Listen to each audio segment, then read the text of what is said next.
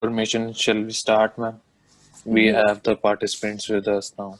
yes. So, a very good morning to one and all present here.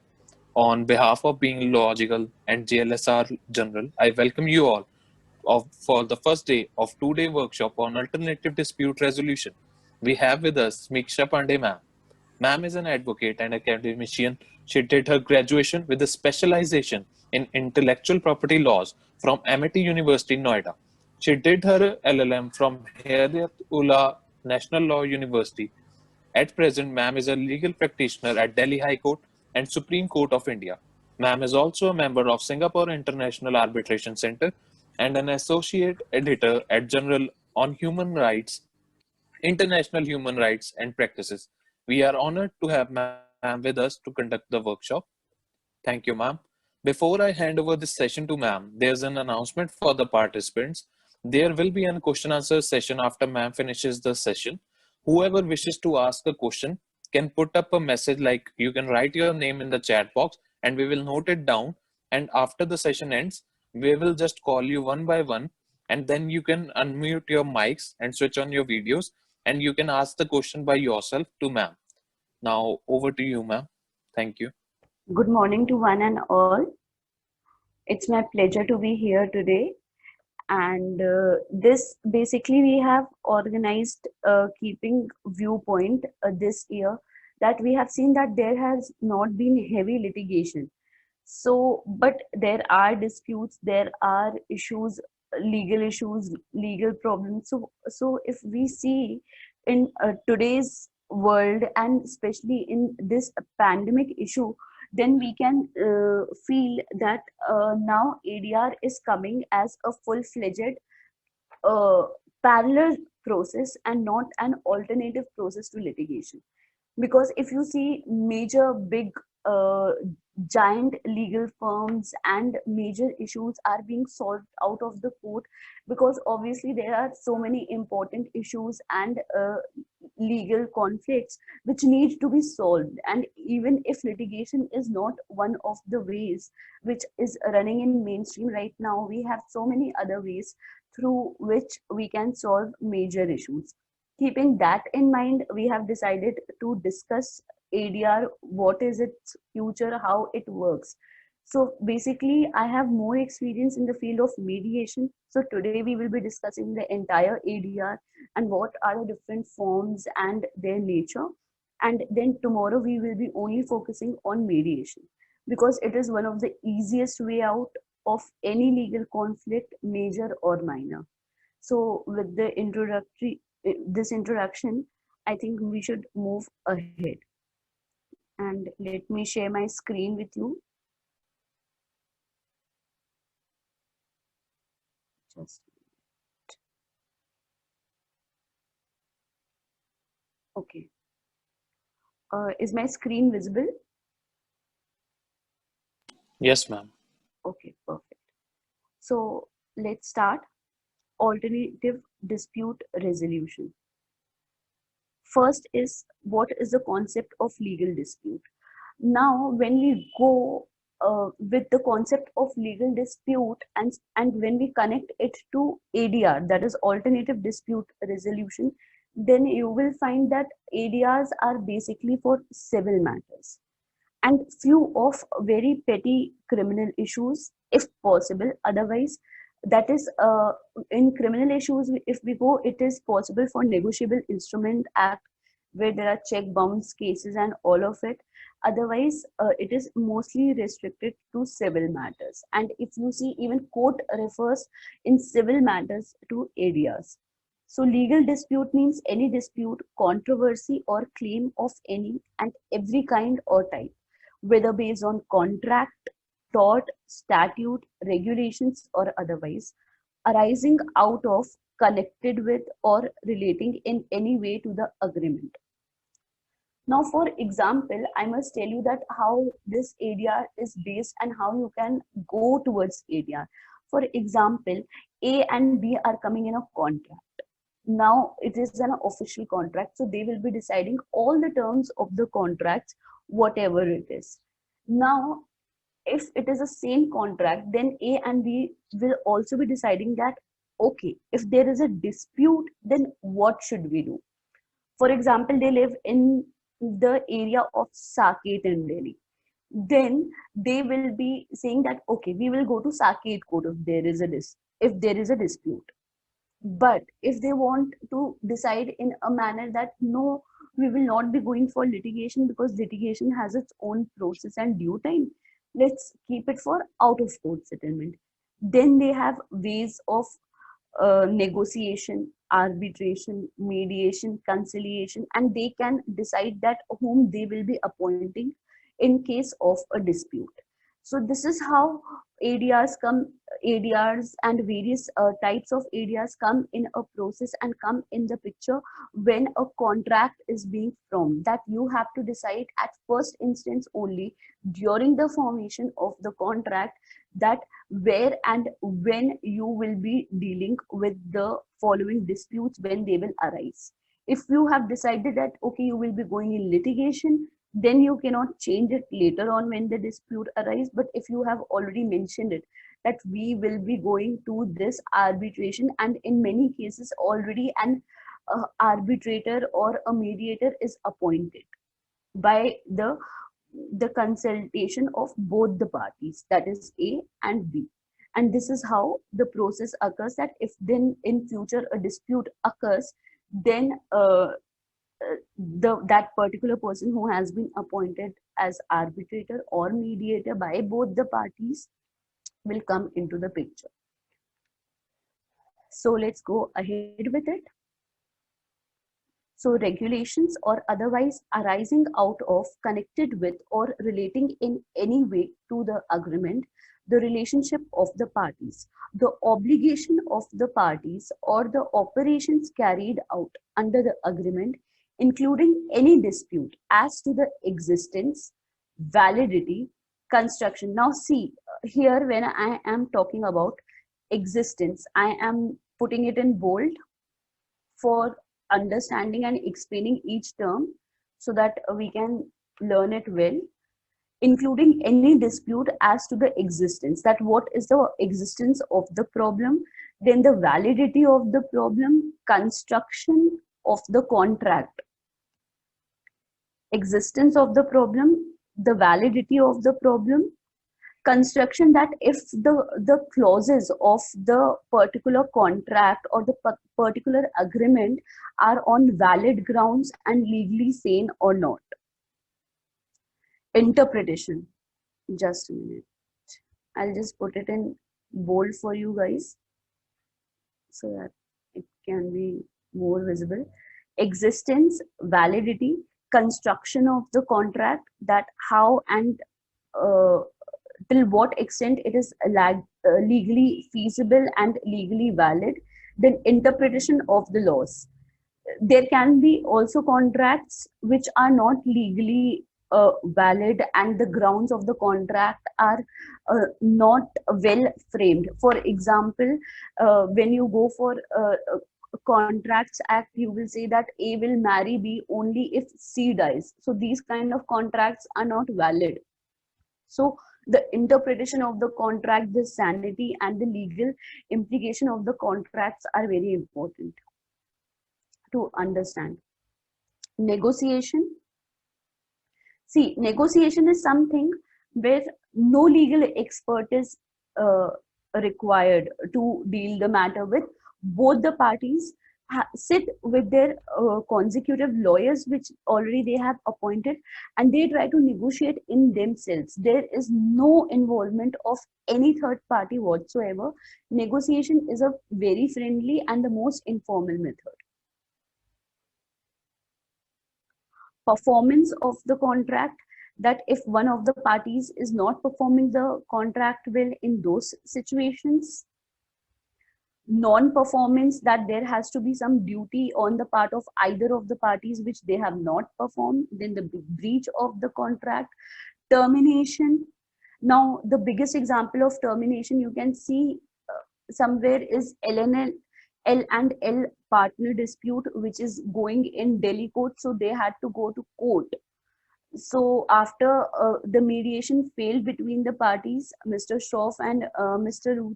Luthra, then they went to Delhi High Court with their issues due to termination and whatever the role of them as as partners was there, or enforceability of the agreement.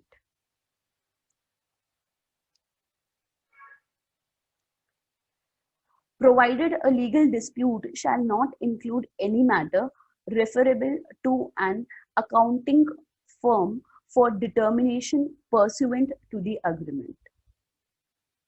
Let's go ahead. Introduction of alternative dispute resolution. Alternative dispute resolution is a generic term that refers to a wide array of practices, the purpose of which is to manage and quickly resolve disagreements at lower cost with as little as adverse impact as possible on business and other relationships. The term alternative dispute resolution also refers to any means of settling disputes outside the formal court tribunals established by the state in exercise of its sovereign function to decide disputes between citizens and also disputes between itself and citizens. So far as arbitration and conciliation is concerned, the Arbitration and Conciliation Act 1996 is in force. The Legal Services Authorities Act 1987 deals with the Lok Adalat and Permanent Lok Adalat, whereas Section 89 of the Code of Civil Procedure deals with the various modes of alternative dispute resolution, which includes arbitration, conciliation, mediation, Lok Adalat, and judicial settlement. However, there is no specific enactment regarding the mediation mechanism. Of course, many countries like USA, Australia, etc. have adopted the rules for mediation, which includes model standards of conduct of mediators. Now, what happens? Just a minute. Now, what happens is that when we talk about ADR, then we want to go for one of those methods which is mostly, most preferably valid for our particular dispute. For example, I have a money related issue that I have to get some money or I have to give some money. So those money related issues, where you will go for. So you have to make a choice that out of all these, which is the most suitable way. So in order to know that, you have to first understand each term and what is the nature characteristic and how it works. So if you go for money related issues, then I think negotiation is something which you can do out of court. And if you really want to have it in an informal manner, it is not a very big fight, then negotiation is the best way. So if you see the process of negotiation, how it works, that it has no rules whatsoever. It is dependent on both the parties, and it is a party centric method, that how the parties go ahead with the grounds of negotiating. For example, recently I judged a negotiation competition. It was based on a gym. So there was a huge big coming up athlete who was exercising in a gym, and due to some mishap happened and that person fell down. His competition was very near, but he felt a nerve damage and he got paralyzed and couldn't play the entire life. Now he came to negotiation. That obviously he was such a good athlete with all the talent of the world, and his entire career got banished just because he felt this injury.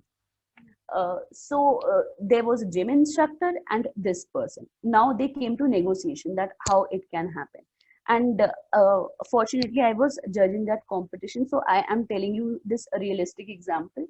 So now what happens? They came to negotiation, and the person who was who faced this accident was asking for 50 lakhs. And you know what the gym instructor was ready to give? 10,000.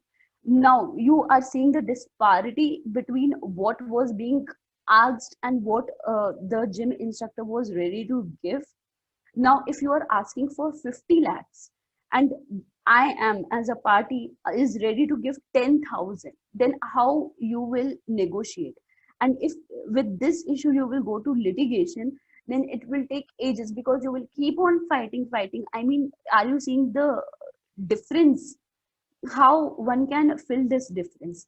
So in negotiation they came, they sat, it was a cool atmosphere.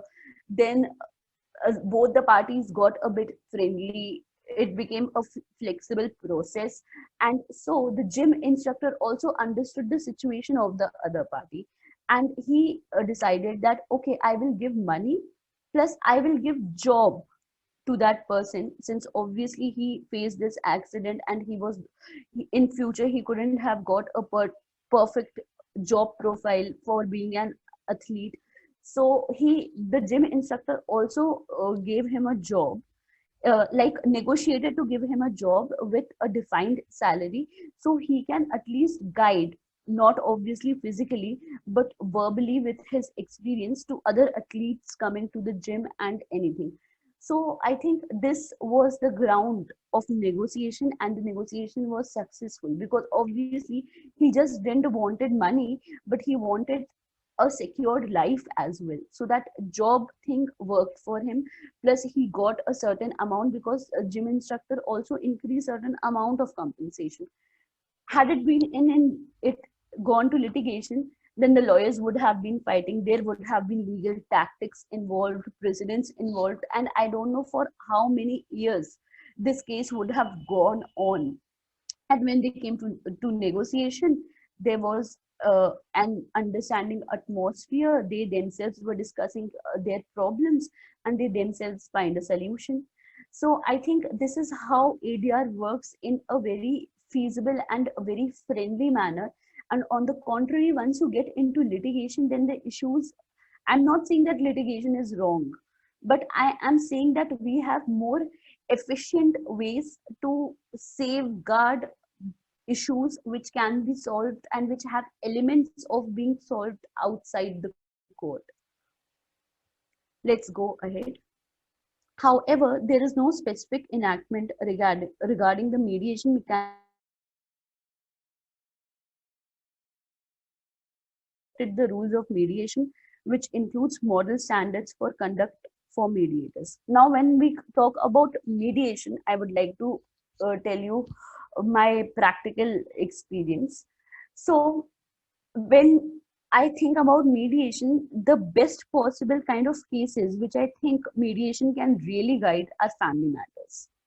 Because when you go for family matters, you will see that more of there are no criminal kind of conflicts involved. Most of the time there is a fit of anger, there is passion, there are emotions, and there are emotional complexities there more than any other higher degree of crime involved. Obviously I'm not referring to in-house or domestic violence. In these kind of cases I'm referring more of to divorce cases, maintenance, any heat of argument which is happening and leading to divorce. I am referring to those kind of cases where just a count, you can see on the outer surface that okay, counseling can solve this issue. So if they will go for mediation first, not only time of the parties will be saved, their money will be saved, but also a lot of time of the court will be safeguarded, and they can deal with various better issues. Because you know that there are so many backlog of cases already in our country, and with this year and with this pandemic situation only, it has added up to the backlog. So we have to have very efficient manners and ways and even thought process for that matter, to know that when we have to really go to the court and when we can go to the alternative dispute resolutions. Let's go ahead. Introduction of alternative dispute. Just a minute.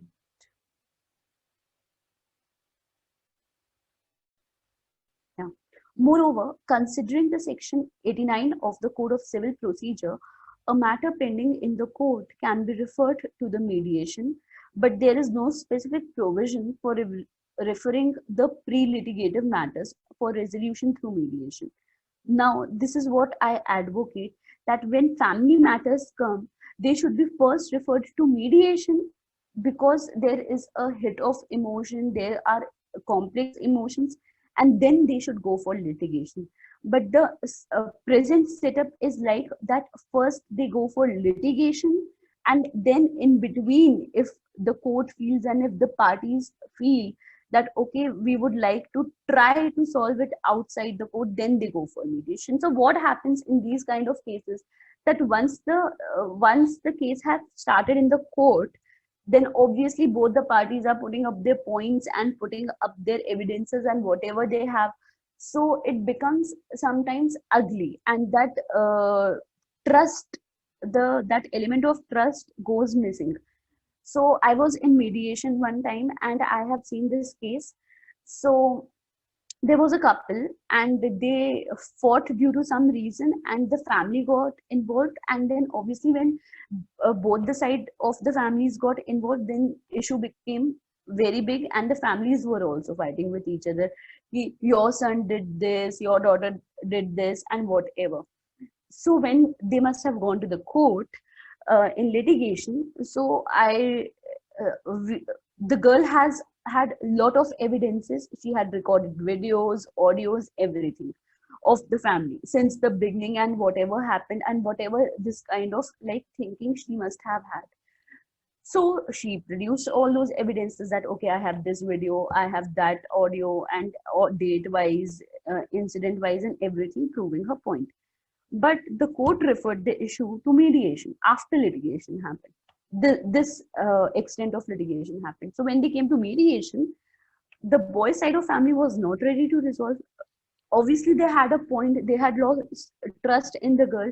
They said, what is this kind of nature that she was recording, and she was continuously recording, we were not aware that she records everything. If she had good intention, why was she recording? And all of those incidents and fights happened. So now what we see and what we learn here, that they went to litigation. Obviously she used everything as evidences, and the element of settlement which was there initially got lost in those proving their points, because obviously the other family felt an outraged emotion that they were being recorded all the time and they were being suspected all the time. And if as a couple they could have solved the issue, but they failed, because in order to win in litigation you have to prove your point, and proving that point, every small thing become a big element in proving. I mean, नहीं कहते छोटी सी बात को हम बड़ी लड़ाई में use करेंगे. So obviously she used all those audios and videos whatever she had,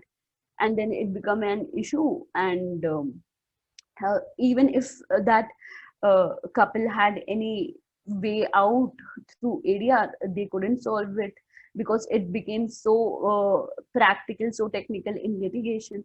So I think family matters should go to mediation first, that is the ADR process, and then go to litigation after that when ADR or mediation fails.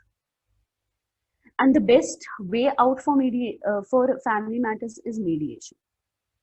Let's go ahead. But there is no specific provision for referring the pre-litigative matters for resolution through mediation.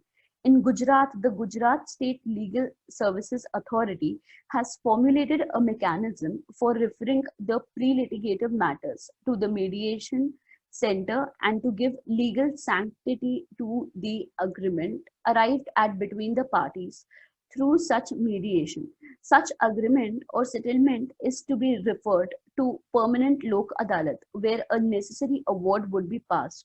Thus, there is a viability of providing legal sanctity to the pre-litigative matters referred to the mediation mechanism. Constitutional background.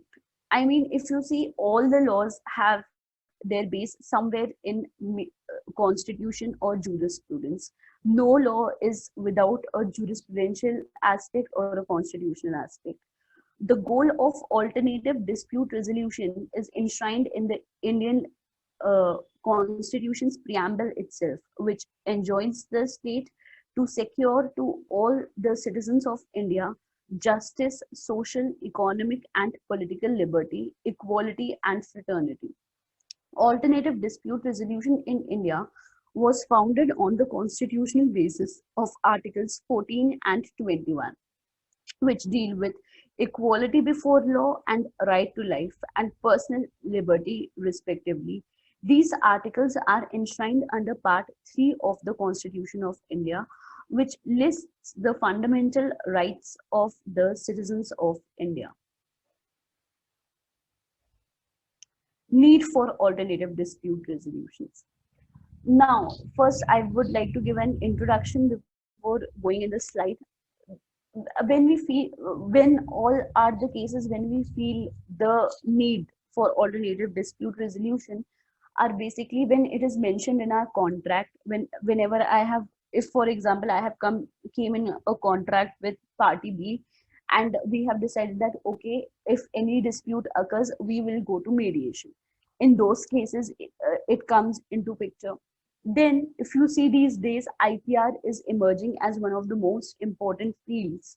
So if you see in trademarks, so sometimes big companies sue small companies for using a trademark or similar kind of sign, or a deceptive similarity issue, or sometimes the goodwill of the trademark is affected due to usage of some small businesses. So I think when big giant companies sue small companies, then in that case obviously small companies cannot face heavy litigation. In those cases also mediation is very important.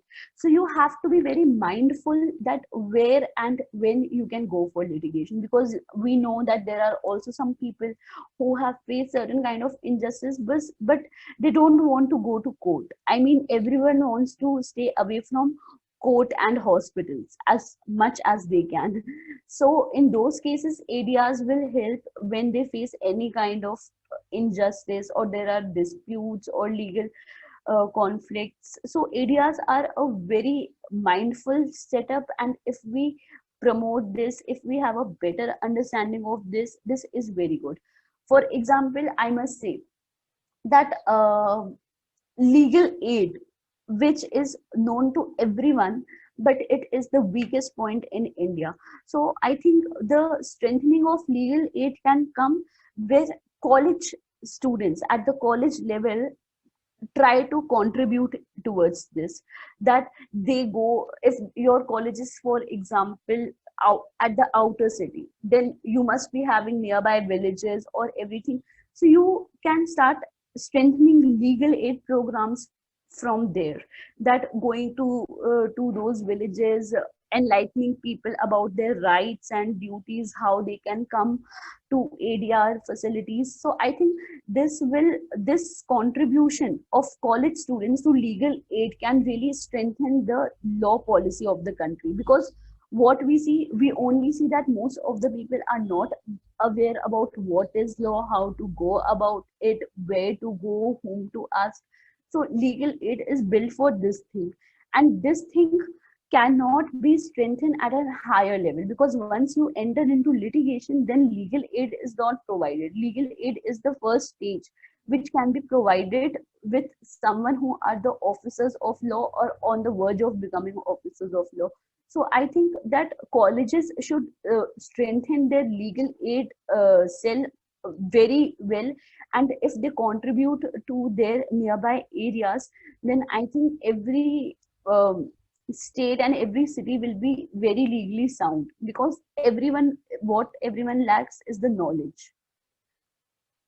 So let's see, need for alternative dispute resolution. Dispute resolution is an indispensable process for making social life peaceful.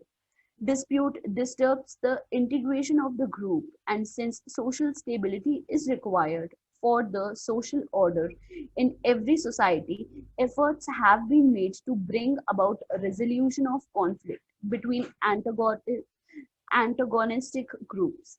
Dispute resolution process tries to resolve and checks conflicts, which enables persons and group to maintain cooperation. It can be said that it is the sine qua non of social life and security of the social order, without which it may be difficult for the individuals to carry on the life together. Alternative dispute resolution is a generic term that refers to a wide array of practices, the purpose of which is to manage and quickly resolve disagreements at lower costs and with a little adverse impact as possible on business and other relationships. The said system emanates from dissatisfaction of many people with the way in which disputes are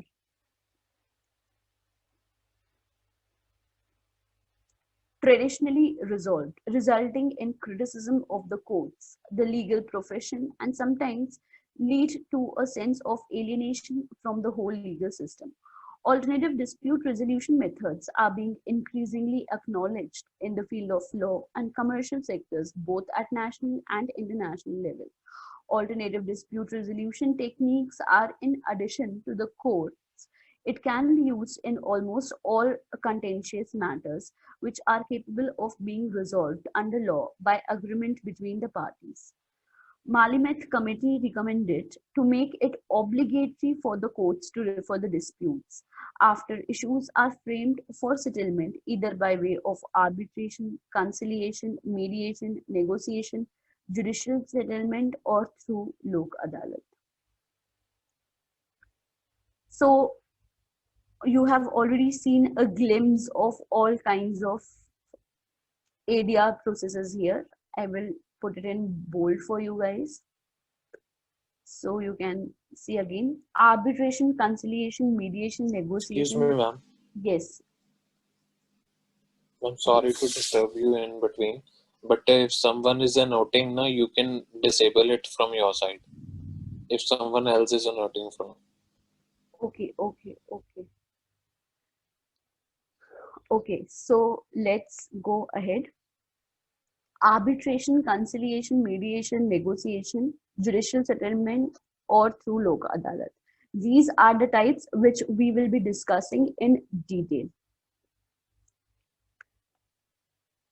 I have made a flowchart for you guys to make it easy and to remember the types of alternative dispute resolutions from this chart, since I think pictographical representation helps in the remembrance. So I have included these kind of slides as well. Let's come to mediation.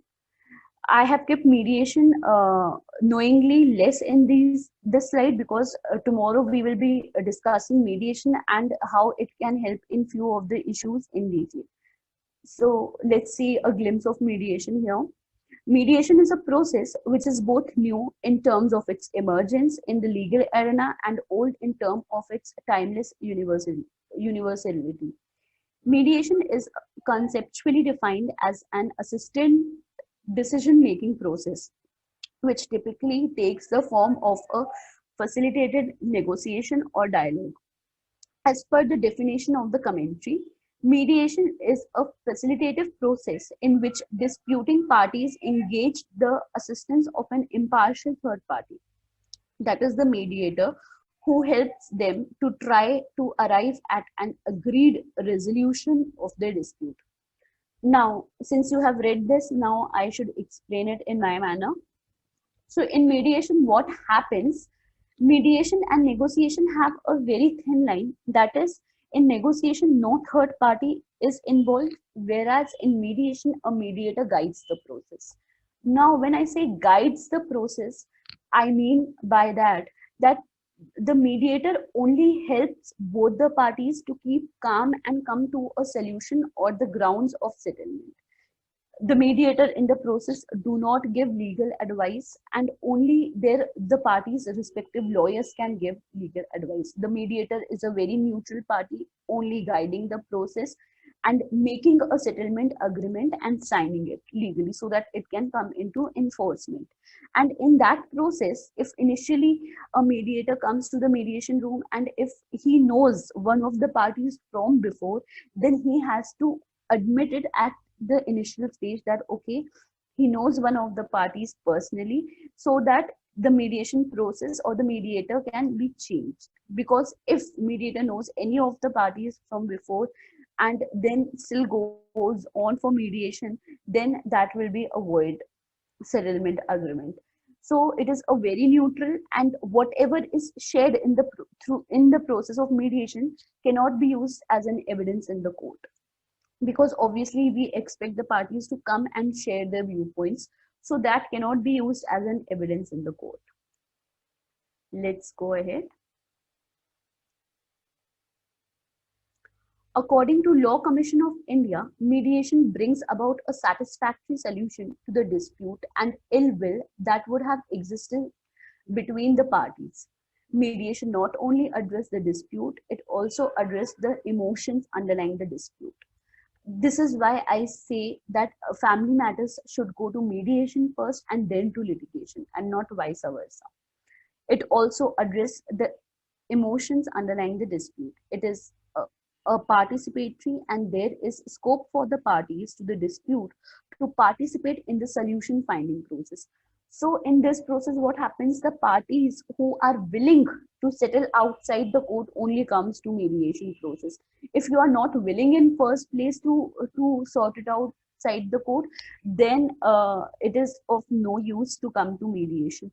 So the parties are themselves willing to sort it outside the court, and therefore they come to mediation and they try to sort out a neutral points of settlement. The 129th Law Commission of India report recommends courts to refer disputes for mediation compulsorily. Let's see few cases. That is Aspen Infrastructure Limited versus Cherry and Vake Construction Co. Private Limited. The Supreme Court observed that all cases relating to trade, commerce, contracts, consumer disputes, and even tortious liability could normally be mediated. Now, this is what I told you, that when there are contracts or there are minor trademark cases or negotiable instrument, which see, negotiable instrument is not a criminal act. It can happen due to technicality, due to various reasons. So I think first having a criminal record and going in a criminal, that is section 138, it should go to mediation first. So this is what is mentioned here: to trade, commerce, contract, consumer disputes, and even tortious liability could normally be mediated. M.R. Krishnamurthy versus New India Assurance Company Limited. The Supreme Court asks the government to consider the feasibility of enacting as Indian Mediation Act to take care of various aspects of mediation in general. So what happens that if you see, the area process are very amazing, but they have a long way as to be settled in the Indian society, because still when there is a conflict or there is anything, what we say that we will see you in the court. When you can come to ADR process without any problem, you should go to ADR process first, because everyone needs a cooling period for whatever has happened, and civil matters especially should be referred to mediation first, then to litigation. Let's go ahead. Let's come to arbitration. Arbitration is a form of alternative dispute resolution. It is a technique for the resolution of disputes outside the courts, where the parties to a dispute refer it to one or more persons, that is arbitrators, by whose decision they agreed to be bound. It is a resolution technique in which a third party reviews the evidence in the case and imposes a decision that is legally binding for both the parties and enforceable. There are limited rights of review and appeal of arbitration awards. Arbitration is not the same as judicial proceedings and mediation. So arbitration is similar to somewhere civil proceeding. The arbitrator has powers of a judge of a civil court. And so when you want to go for arbitration, the plus point of arbitration is that it will be taking place as a civil proceeding takes place, plus you will be having a defined arbitrator for yourself who will be listening to the evidences and the parts of both the parties and then giving a judgment. So civil matters, if you go for litigation, sometimes the dates are very long dates, very late dates, and sometimes there are so many technicals that the lawyer is not available or anything. But in arbitration, what happens, it is a civil procedure, only civil law procedure, it is binding. Um, so and it is very party specific, so parties in this case also a lot of time is saved, and the award is binding just like any civil judgment which has come up. Let's go ahead. Let's see some important terms used in arbitration. First is tribunal. It means an arbitral tribunal and includes a sole arbitrator or a panel of arbitrators. Award. It means the binding decision of an arbitral tribunal and also includes interim award or an award on agreed terms passed by the tribunal. So basically, it is like a court only where the arbitrator hears both sides of the party, what documents they have to produce, what evidences, what is their point, and then decides on the merits of the facts and the case. Lex arbitri, it means the governing law of arbitration. The lex arbitri consists of legal rules governing both internal procedural matters and external relations between the arbitration and the courts.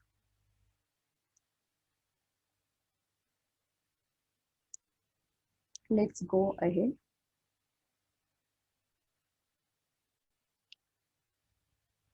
Types of arbitration.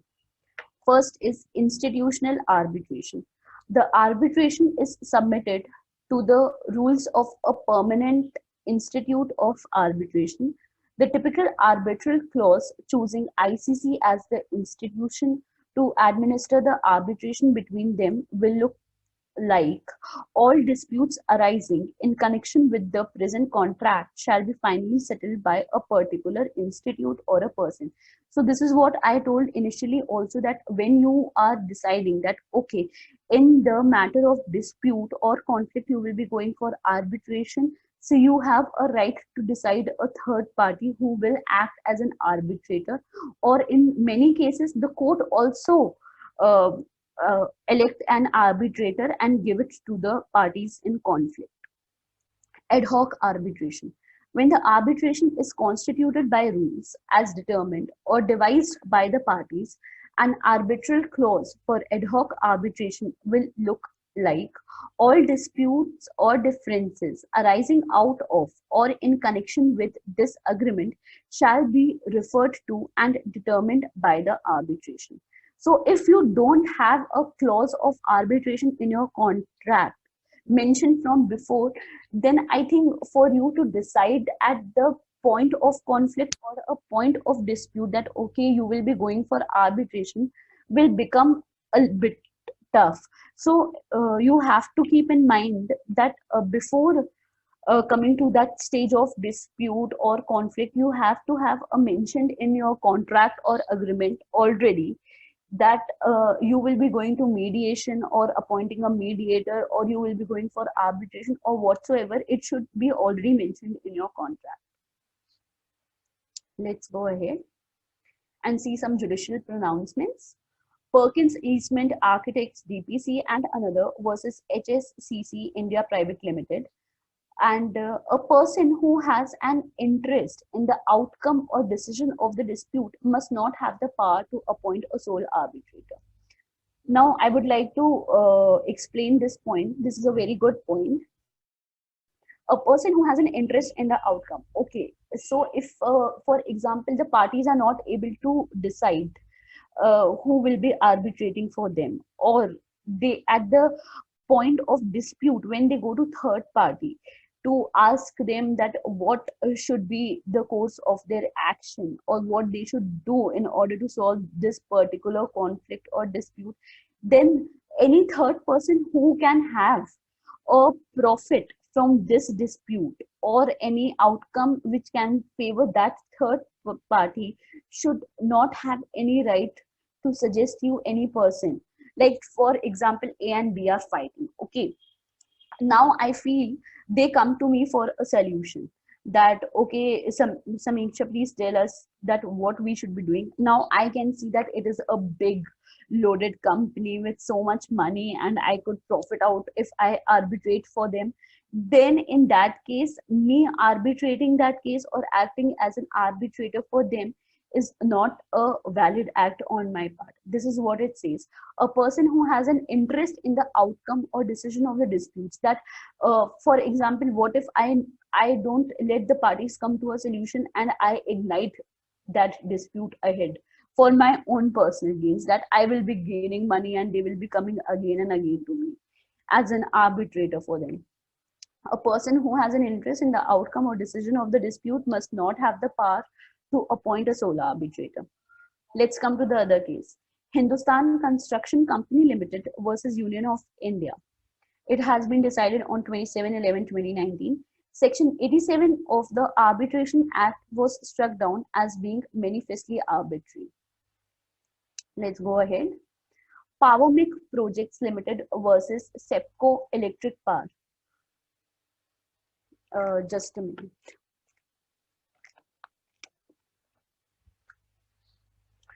Yeah, let's go ahead.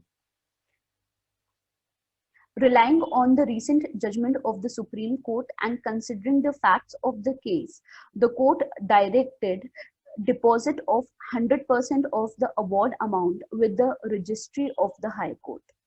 So when you are going to pay for the award and other stuff, then you have to do it in the account of the court. Mahanagar Telephone Nigam Limited versus Haryana Telecom Limited. The court held that as per Section 28 of the Arbitration Act 1996, the arbitrator is bound to decide as per the terms of the contract. So this is for regulating the act of the arbitrator, that the arbitrator cannot go keeping his interest in them or keeping anything which is not valid as per the contract. So the arbitrator has to understand the contract very well before giving a decision. Let's go ahead and come to conciliation. India recognizes conciliation as a separate form of ADR process. Equally interesting is the fact that while mediation is gaining immense popularity in India, conciliation has not received its due credit despite the existence of a statute governing it, that is the Indian Arbitration and Conciliation Act 1996. Merriam-Webster Dictionary defines conciliation as the settlement of a dispute by mutual and friendly agreement with a view to avoid litigation. In simple terms, conciliation is a form of alternative dispute resolution process of settling disputes arising out of a legal relationship between parties without the interference of the court through conciliators appointed by the parties. Now, in conciliation also what happens, that the parties who are willing to conciliate and come on a particular settlement ground, they appoint the conciliator themselves. They already have the conciliation clause mentioned in their agreements. The conciliator attempts to bring about an amicable resolution or solution of the dispute between the parties by persuading them to reach a settlement. The conciliator plays an active role in the process of proposing solutions to resolve the conflict, which is distinct from a mediator. Now, as if you remember, I told in mediation that the mediator's role is only up to guiding the process. He cannot suggest the legal backgrounds and what law should be followed and how the parties and what are the solutions. Basically, the mediator has to be very quiet, neutral, and has to just guide the process that what the parties are coming up with solution. On the other hand, if you see the role of the conciliator plays an active role, not like a mediator. I will highlight for you in here for your understanding that what is the difference between a conciliator and mediator. The conciliator plays an active role in the process of proposing solutions. That means the conciliator not only guides the process but also put forward his or her idea of conciliation and how to go about the settlement deed. Active role in the process of proposing solutions to resolve the conflict, which is distinct from a mediator who facilitates the parties to reach a conclusive and mutually satisfactory agreement. In commercial disputes, it is always advantageous to settle without having to transverse the path of consuming and costly adjudicating proceedings, wherein the outcome is uncertain and dependent upon a host of factors. Let's go ahead. I hope it is becoming clear, and you guys can leave your doubts and any questions, whatever, in the text box, and after that, we will be taking it once we are done with this particular PPT. So, commencement of the conciliation proceedings. The conciliation proceedings are initiated by one party sending a written invitation to the other party to conciliate. The invitation should identify the subject of the dispute. Conciliation proceedings are concerned when the other party accepts the invitation to conciliate in writing. If the other party rejects the invitation, there will be no conciliation proceedings. If the party inviting conciliation does not receive a reply within 30 days of the date he sends the invitation, or within such period of time as it is specified in the invitation, he may elect to treat this as rejection of the invitation to conciliate. If he so elects, he should inform the other party in writing accordingly. Now, let me explain this, that for conciliation, you have to send an invitation, basically, where the other party is can where other party can accept it. Just a minute.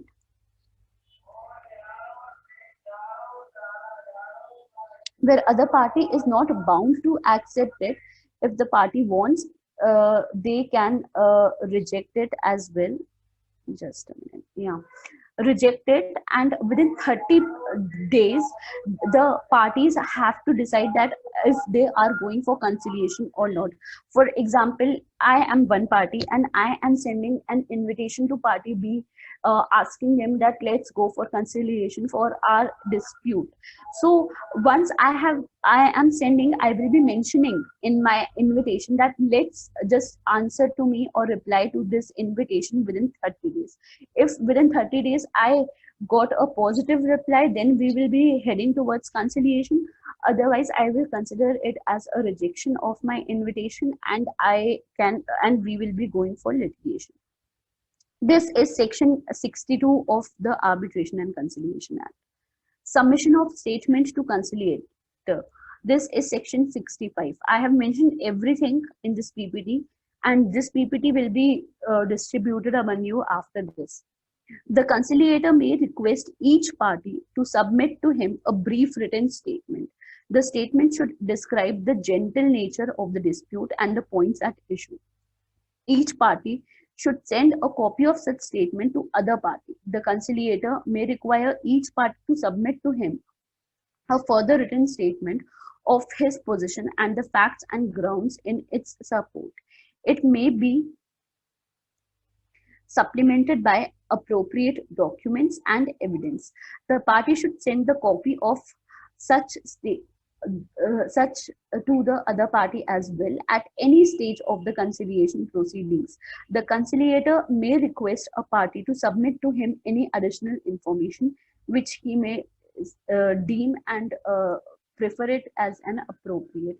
So the conciliation process also, you see that the process is very similar to arbitration, where the parties can sit and discuss and produce evidences. In mediation, there is no reproduction of any evidences. There is only an informal discussion. In negotiation, also there is an informal discussion. In conciliation, you have to produce evidences. You can discuss your side of conflict. You can discuss your points. You can support your points with various judgments and documents, whatever you have. And then the conciliator will be conciliating for both the parties. Let's go ahead. Conduct of conciliation proceedings. This is section 69(1) and 67 clause 3. The conciliator may invite the parties to meet him. He may communicate with the parties orally or in writing. He may meet or communicate with the parties together or separately. In the conduct of the conciliation proceedings, the conciliator has some freedom. He may conduct them in such manner as he may consider appropriate, but he should take in account the circumstances of the case, the express wishes of the parties, a party's request to be heard orally, and the need of speedy settlement of the dispute. What happens, for example, that there are, when there is a dispute, obviously there is a lack of trust between the parties, due to which obviously the dispute has arise. So what happens, that when a party comes, and when the parties decide to come to this area settlement, first we try to understand the party's point of view, and if it is possible, we do it separately and in one party to conciliator, so that we can understand what they want to say. And if they tell us, and they tell us that okay, don't tell it to the other party, so we will be keeping it as to ourselves till that party decides that okay, now you can tell that to the other party. This happens in all the matters, preferably that no one, neither mediator, conciliator, or arbitrator say anything until the parties allow them to admit or to tell the other party certain facts. Let's go ahead. Administrative assistance, that this is section 68. Section 68 facilitates administrative assistance for the conduct of conciliation proceedings. Accordingly, the parties and the conciliator may seek administrative assistance by a suitable institution or person with the consent of the parties. Let's see some judicial approach for conciliation. That is Harish Dayaram Thakur versus State of Maharashtra and others. While dealing with the provisions of Section 73 and 74 of the Arbitration and Conciliation Act of 1996 in paragraph 19 of the judgment, as expressed, thus the court held that from the statutory provisions noted above, the position is manifest that a conciliator is a person who is to assist the parties to settle the disputes between them amicably. For this purpose, the conciliator is vested with wide powers to decide the procedure to be followed by him. Unlike mediation, mediator can only guide the process, and the arbitrators has power of a civil court judge. So it is conciliator is somewhere near to arbitrator in his powers, and mediator has restricted powers. Let's go ahead. For this purpose, the conciliator is vested with wide powers to decide the procedure to be followed by him, untrammeled by the procedural law like the Code of Civil Procedure or the Indian Evidence Act 1872. When the parties are able to resolve the dispute between them by mutual agreement, and it appears to the conciliator that there exists an element of settlement which may be acceptable to the parties, he is to proceed in accordance with the procedure laid down in section 73, formulate the terms of a settlement, and make it over to the parties for their observations.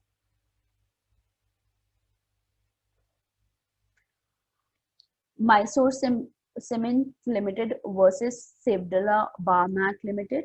It was said that section 73 of the Act speaks of settlement agreement. Subsection 1 says that where it appears to the conciliator that there exists element of settlement which may be acceptable to the parties, he shall formulate the terms of a possible settlement and submit them to the parties for their observation. After receiving the observations of the parties, the conciliator may reformulate the term of a possible settlement in the light of such observations. In the present case, we do not find there any sub-formulation and reformulation by the conciliator. Under subsection 2, if the parties reach a settlement agreement of the dispute or the possible terms of settlement formulated, they may draw up and sign a written settlement agreement as per subsection 3. When the parties sign the settlement agreement, it shall be final and binding on the parties and persons claiming under them respectively. Under subsection 4, the conciliator shall authenticate the settlement agreement and furnish a copy thereof to each of the parties from the undisputed facts. Now, when you see the role of the conciliator, it is very party friendly. He is taking advice from the party and then giving his advice and suggestions as well, and then the conciliation agreement is being sorted. On the contrary, the arbitrator gives a kind of a judgment, an arbitration award which is binding, and the mediator allows the parties to decide for themselves. So conciliation is a more friendly manner where there is a constant exchange of ideas between the parties and the conciliator. I think we should take 10-15 minutes break and come back if this is possible. Sure, ma'am. Yeah, we should give some time for reflection, and after 10-15 minutes we should again start. That is Please, 12, please. yeah, 12 or 15 or 12:20 we can start it again. Just take a break. Okay, ma'am. Okay.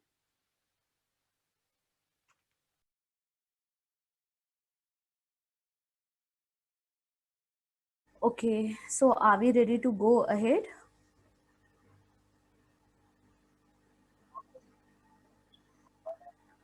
Yes. Okay, perfect.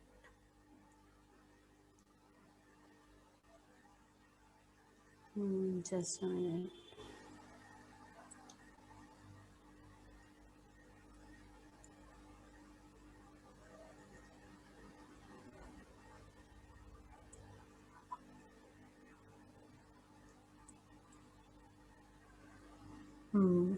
So let's start with negotiation. Negotiation is a type of discussion used to settle disputes and reach agreements between two or more parties. Generally, a negotiation results in a compromise where each party makes a concession for the benefit of everyone involved. Negotiation occurs frequently within the workplace and may occur between co workers, departments, or between an employee and employer. Professionals may negotiate contract terms, project timelines, compensation, and more.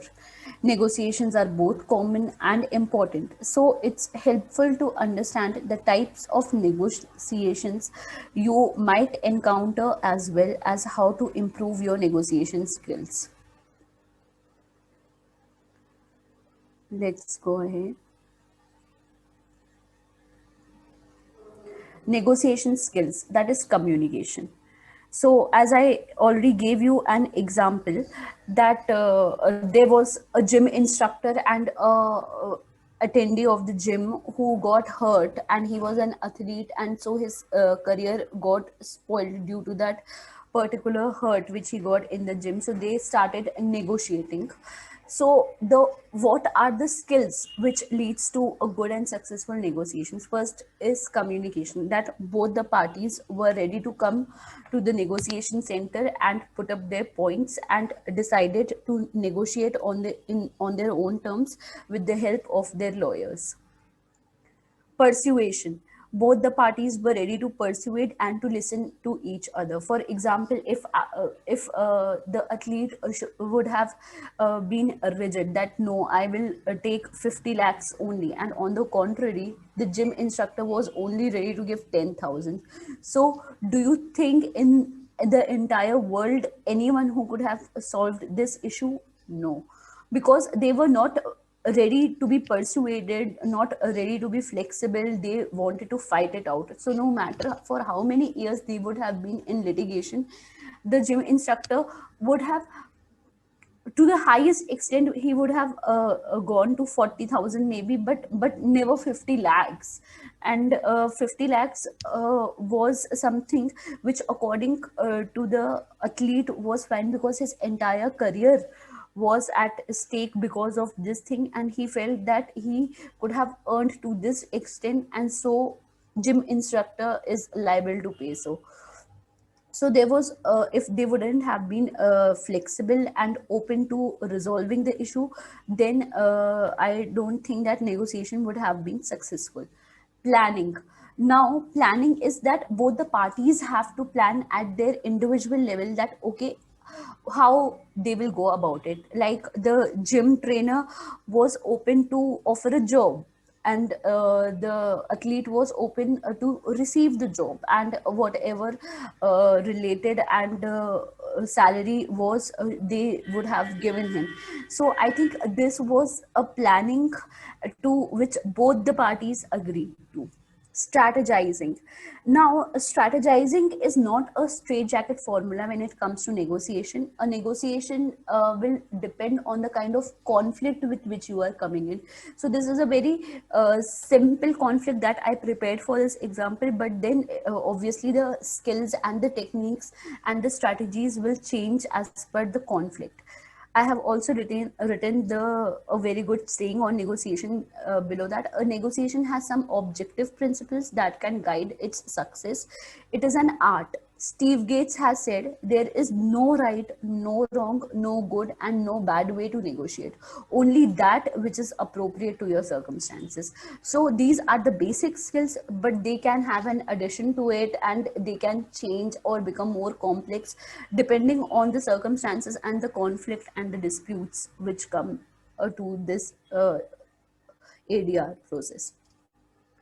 Let's come to the procedure of negotiation. The procedure as follows: preparing and planning. That is, you have to be very thorough with what you will be offering, what you might get, and how to go about that process. Definitions and ground rules, that you have to have a mind set up when you are coming to area that okay, you are open to settling it outside the court. If you are coming to negotiation, conciliation, arbitration, or mediation and fighting, then that you should have done in litigation process, that fighting out, putting up evidences, everything. So when you are coming to ADR, you are willing to accept that okay, you might have to also be flexible and be open to whatever is being offered to you to some extent. Clarification and justification, that you have to be very clear and justified in your approach also.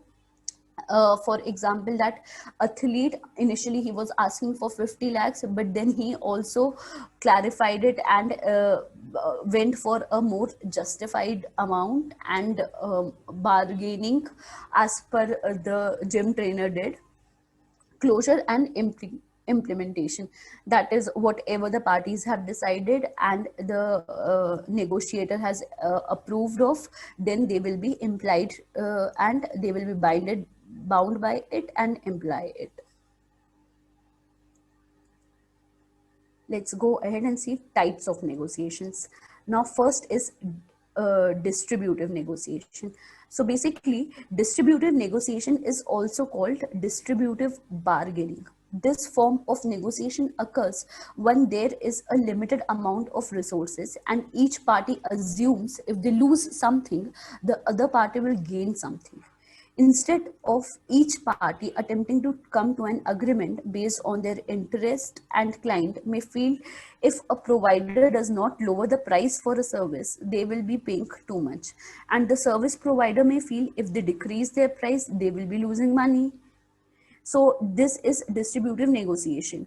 For this is where my example fit in the best, that if the trainer would have thought that no, I will be sticking to 10,000 and I will not give anything else whatever that person might ask, and if the athlete would have thought that no, 50 lakhs is the only thing that I want from this gym and I will be teaching a lesson, then negotiation would have failed, because their terms were out of the world and they were very far from each other's term and meeting each other's term. So distributive negotiation is where the parties are anticipating and they are not open to settlement. Integrative negotiation, often referred to as a win-win. An integrative negotiation occurs when everyone benefits from the agreement. In order to come to an integrative agreement, each party receives some value. The integrative negotiation process may take longer because both parties have to feel fully satisfied before coming to an agreement. For example, if a client believes a provider should reduce the cost of the service to 800 rupees or dollars, and the provider believe that they maintain the cost of service at $1,000 or rupees, the two parties may negotiate to a 900 service. In this case, both parties win 100 rupees or dollars, whatever it is. Management negotiation. Negotiating with management can be stressful.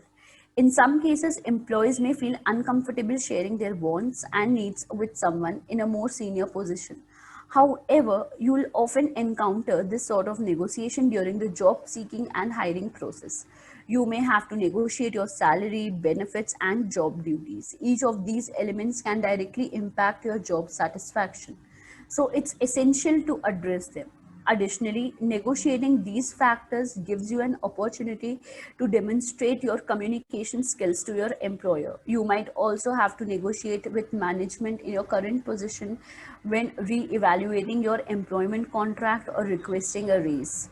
So management negotiations, as you can see, that it is more towards your employment contract which you sign or the job you work in, that sometimes you have to ask something from HR or your boss and you are not able to decide or think that what is the best way to approach, and then you can go for this skill, that is the management negotiation, that you need a raise or your job profile or the kind of work you are doing or the work environment and whatever related to the work atmosphere which you feel needs to be addressed. Co-worker negotiation. Depending on your job, you may have to negotiate with your co-worker. Many positions require close teamwork, and without strong negotiation skills, you may face imbalances in work distribution. Negotiation skills allow co-workers to develop a plan that benefits the whole team. You may also have to negotiate when solving conflict in the workplace. So basically, sometimes happen that there are projects which are going to only one single co-worker and the other co-worker is not getting that level of work or anything, or any within the office politics or discussion or ups and downs are coming up. In that way, you can always negotiate with the co-worker and discuss with the co-worker on amicable grounds and solve it out. Vendor negotiations. Some employees manage external vendors and their performance rating may be affected by how they negotiate. Also, the ability to reach an agreement with service providers can affect your professional relationships and general business success. Let's go ahead.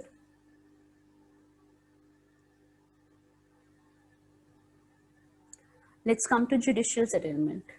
Judicial settlement is not defined anywhere, but in view of the provisions of Section 89 of the Code of Civil Procedure, the case can be referred to judicial settlement. It is also provided therein that when there is judicial settlement, then the provisions of the Legal Service Authority Act 1987 will apply.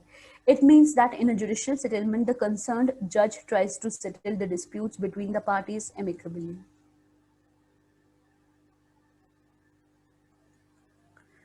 Let's come to the last slide for the day, that is the Lok Adalat. The concept of Lok Adalat is a process to settle disputes through conciliation and compromise. It is a judicial institution and a dispute settlement agency developed by the people themselves for social justice based on settlement or compromise reached through systematic negotiation. So basically in Lok Adalat, conciliation and negotiations are the most prominent methods which are used. And with this, we come to the end, and I'm open to discussion and taking questions for half an hour before we start the other topic.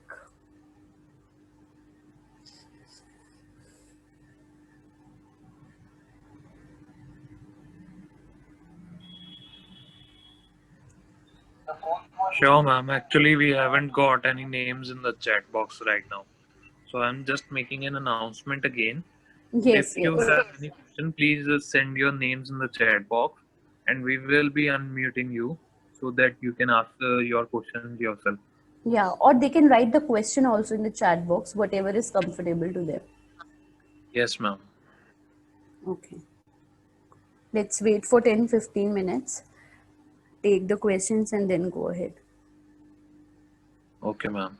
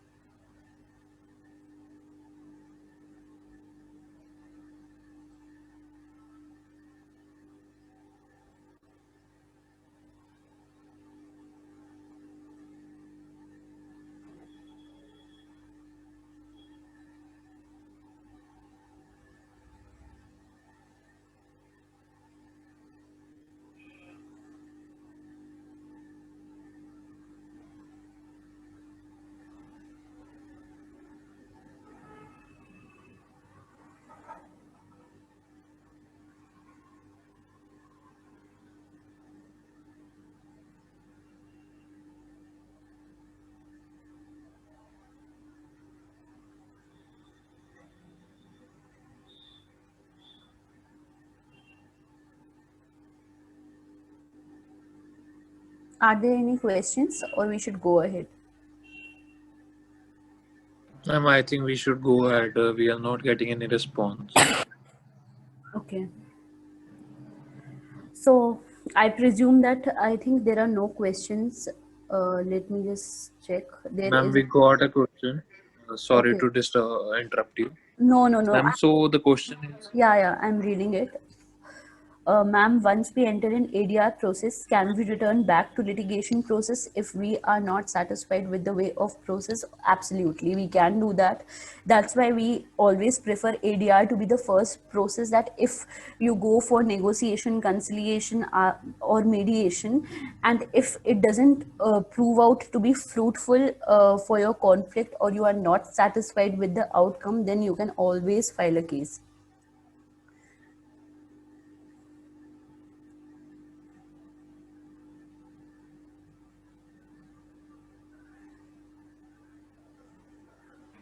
I think it's a justified answer. Thank you for the response. I think we should proceed now. Okay.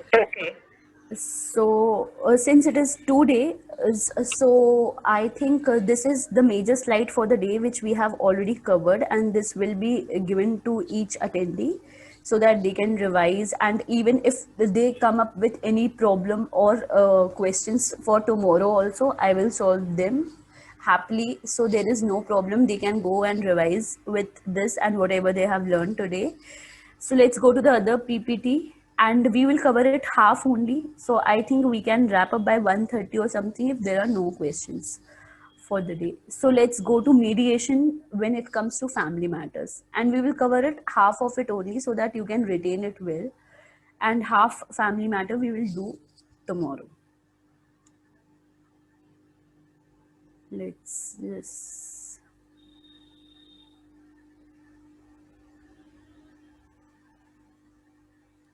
give me a minute. I will share the other PPT. Sure, ma'am. Yeah.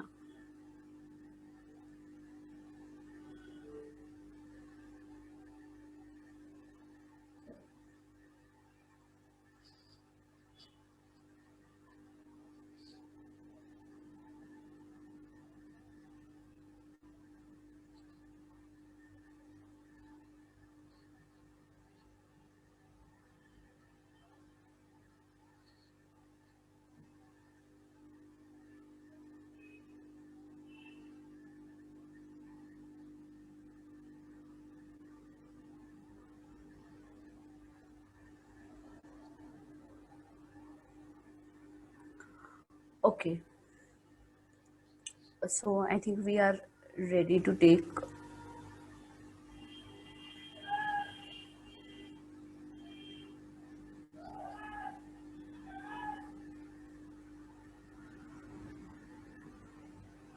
Am I visible? Yes, ma'am. Okay, um, okay, let me share my screen. I think there are more questions, if I'm not wrong. Okay, there is one more. Ma'am, in civil cases, especially with regards to matrimonial cases, how can we go for ADR as it requires an agreement? What if an agreement was not made in the initial stage? See, for mediation, basically, if you see that family matters are referred to mediation under Section 89 of CPC. So there is no provision that they can go for mediation, obviously, in the initial stage. But once the case is filed and the court feels that, okay, there is an element of settlement, then the court, see, there are two types of reference to ADR. First, the parties can decide themselves within the contract, and court can also refer to ADR, that you can go for mediation, arbitration, or negotiation if the court feels so. So the court most of the time sends family matters to mediation. But I have an opinion and an interpretation of law that mediation should not be only court referred when it comes to family matters, but it should also be the initial stage. Because once the once a case has been filed in family matters, then being a sensitive issue, it becomes a fight for ego more than that particular issue. Because whoever files, for example, wife files that, okay, there was a violence, this, that. Now, what extent of violence was that, and was it even worth it to go to court in first place, or it could have been sorted out in mediation at the initial stage with giving a cooling period? So it totally depends on the circumstances or the facts of that particular case, and that's why mediation should be the initial stage when it comes to family matters and not the last stage. And mostly the procedure, the present current process is that the court refers family matters to mediation. But once the case is filed, then there is also an element of enmity between the parties. So mediation sometimes work and sometimes fails as well. Let's come to the other question. In rental property agreements, how would ADR be incorporated as it would benefit the landlord? See, how can it benefit the landlord? ADR is a process where both the parties agree to the terms of that particular contract. For example, the landlord and the tenant decide that they will go for mediation or they will go for arbitration. So obviously, the terms only will be decided when both the parties agree to it, and not alone what landlord is saying. So the mediator, that is why I am telling you, the mediator or the arbitrator are a neutral party which will hear out to both the parties and then guide that process and make a settlement agreement, and it will not be binding to the profit of any one party. I hope that we can go ahead. Okay, there is another question. A recent bill has been introduced in the legislature to decriminalize the check bounce. If so happens, can it come under the jurisdiction of ADR? See, I have already discussed this based on this particular bill only, that yes, there can be various issues and various reasons and factors behind negotiable instrument or a check bounce case. And I think if it is decriminalized as the bill has come up, so it should come first in the area of mediation, that the parties can sit and decide that why it happened before going to litigation and to court only. So I think I have answered all the questions which are in the chat box for now. Yes, And we can go ahead, and if there are other questions, we will be taking up them as well. okay, ma'am. Yeah.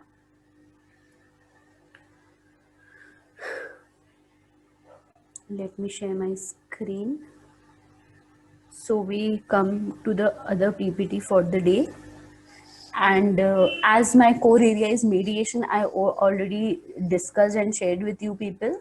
So let's see importance of mediation in family matters. And we will be taking half of it only today, so that you guys can analyze what you have learned. That is till 7th slide we will be taking, and the rest for tomorrow. So let's come to what is a mediation. In layman terms, and in the previous slides as well, I have discussed that the term mediation broadly refers to any instance in which a third party helps others reach an agreement. More specifically, mediation has a structure, timetable, and dynamics that ordinary negotiation lacks.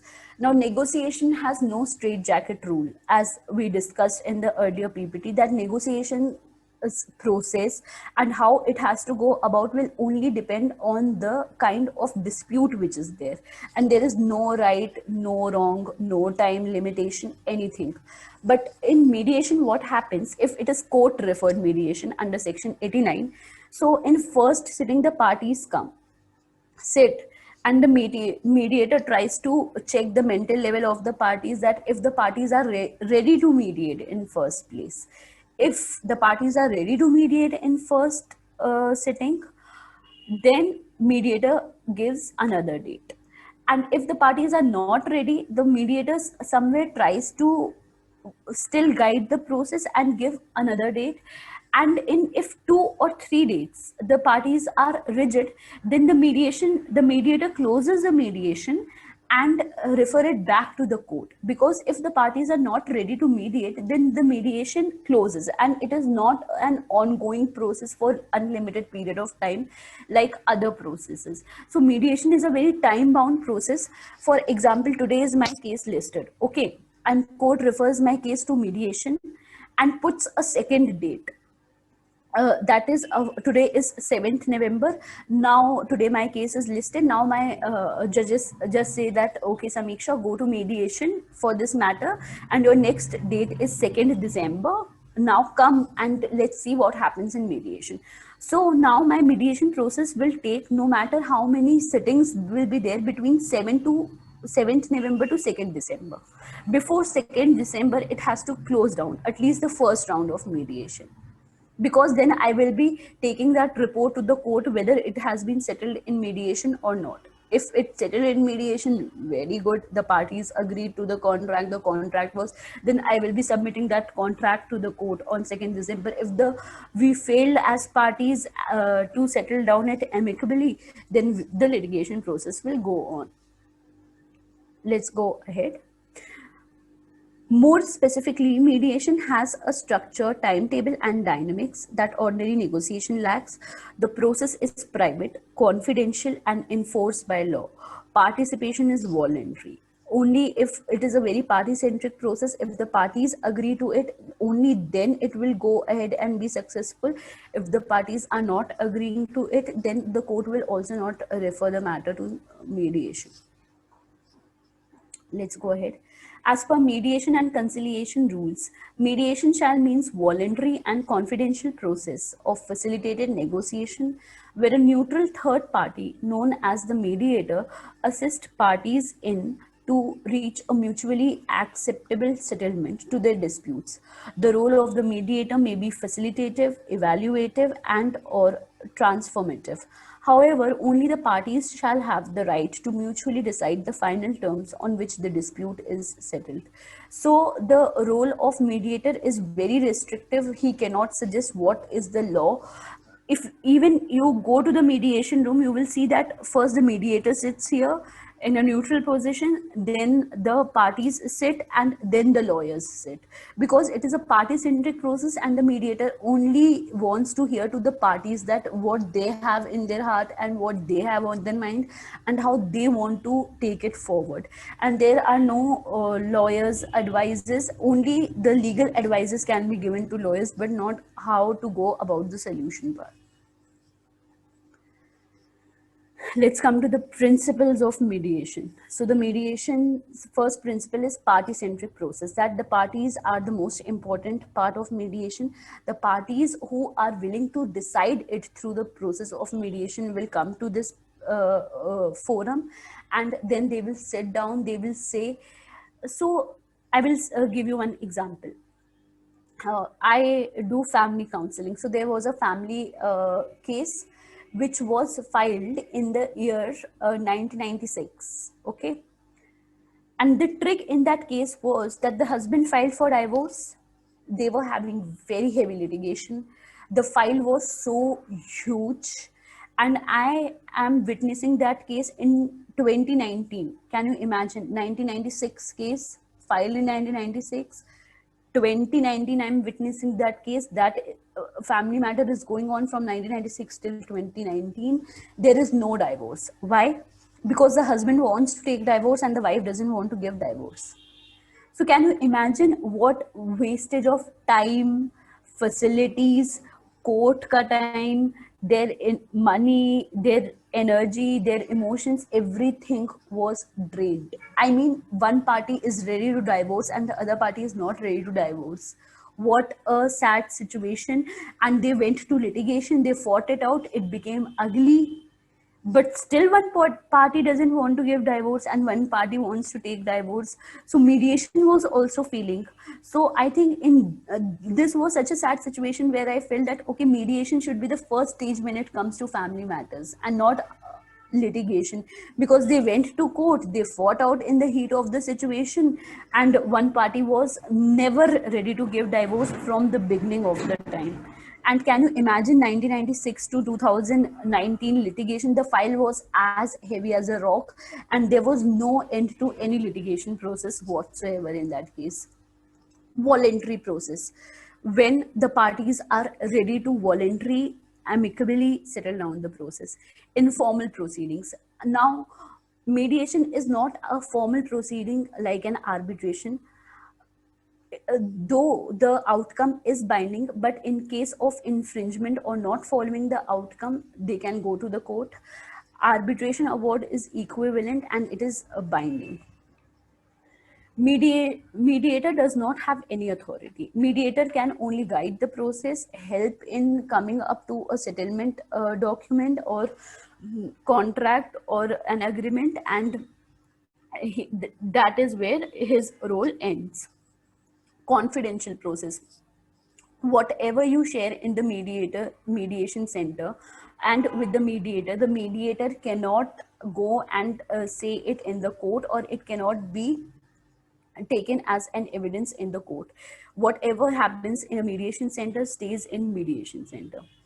It is a neutral process. The mediators have thorough training to be gender neutralized, to be neutral in every aspect, no matter what it is, and there is no selfish motive involved as at the part of the mediator.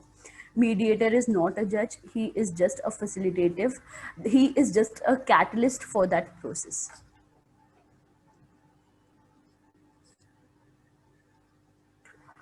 The solution settlement terms are decided by the parties. The parties who which are coming to mediation already have some grounds of settlement in their mind, and even if they don't have, then with that cooling period and with that help of mediator, they most of the time come to a settlement ground and they form a settlement agreement.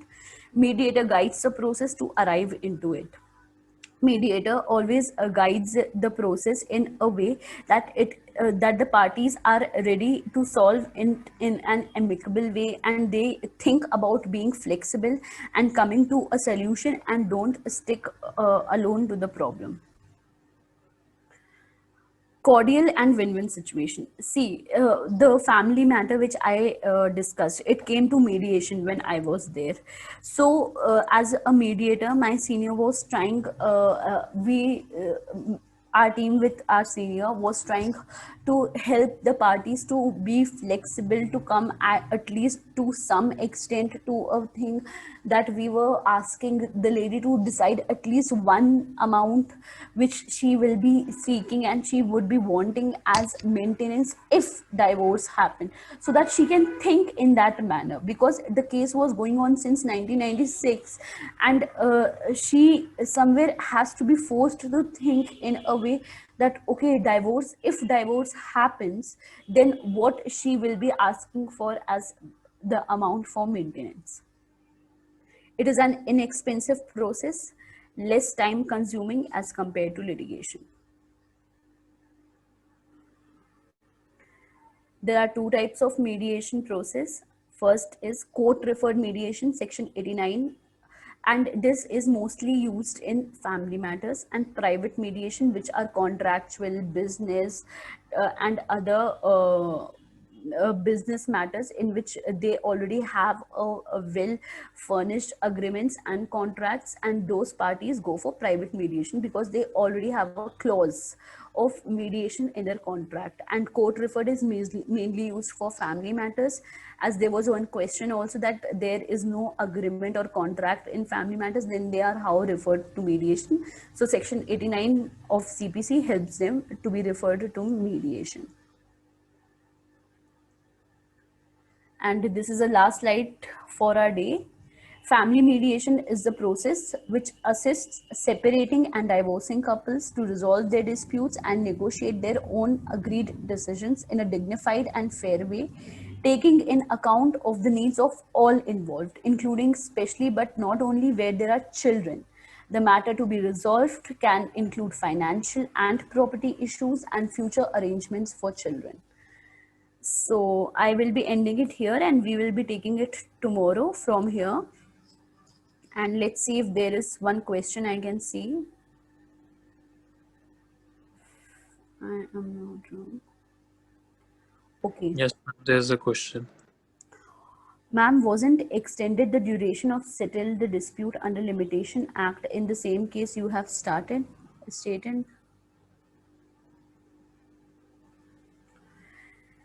See, family matters limitation comes where it is going in the litigation process that you have to file a reply and documents within a limited time. But when the parties are, there is no limitation for how long a case can go on. That is one major drawback, you can say, that you have seen, and we are aware that case go on for ages also sometimes. So there is no limitation to that, that every time a counter comes, every time an application comes, then application for the custody of the child, then application for anything. So in this way the case for was going on for ages, and there is limitation to filing of documents. There is no limitation to how long a case can go on, unfortunately. So if there are any other questions as well,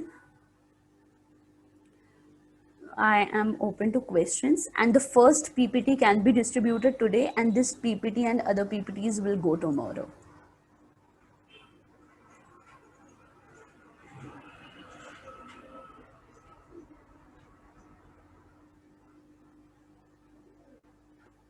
Ma'am, we can wait for 2 minutes if there's any question or. Yeah, I can wait for 10 minutes if there are any questions, and Then otherwise, the session for today.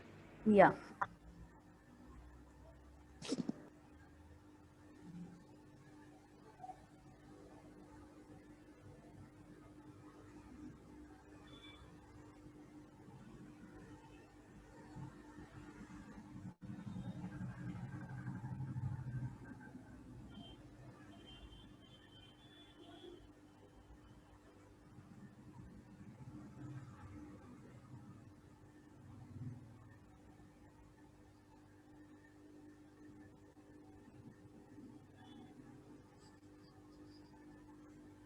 I think there are no more questions. So we can end it, ma'am. Yeah. So the first PPT can be given to the participants, Okay, and ma'am. we can take questions tomorrow also. If they revise or they have any questions, we will be taking up tomorrow as well. So Okay, there ma'am. is no issue if there are less questions today, not an issue. Sure, ma'am. Okay. So for the session today, ma'am, it was very enriching and informative. Thank you very much. Yeah, it is my pleasure. Let's meet tomorrow the same time. Yes, ma'am. Thank you. Okay, good afternoon to one. There is a question, I guess. No, ma'am. He is just paying Okay. regard. Thank you. It is always my pleasure. Let's catch up tomorrow. And if you have any questions, we will be dealing with them tomorrow also. So there is no issue at all. Thank you, ma'am. Yes. Good afternoon to one and all. Have a great day.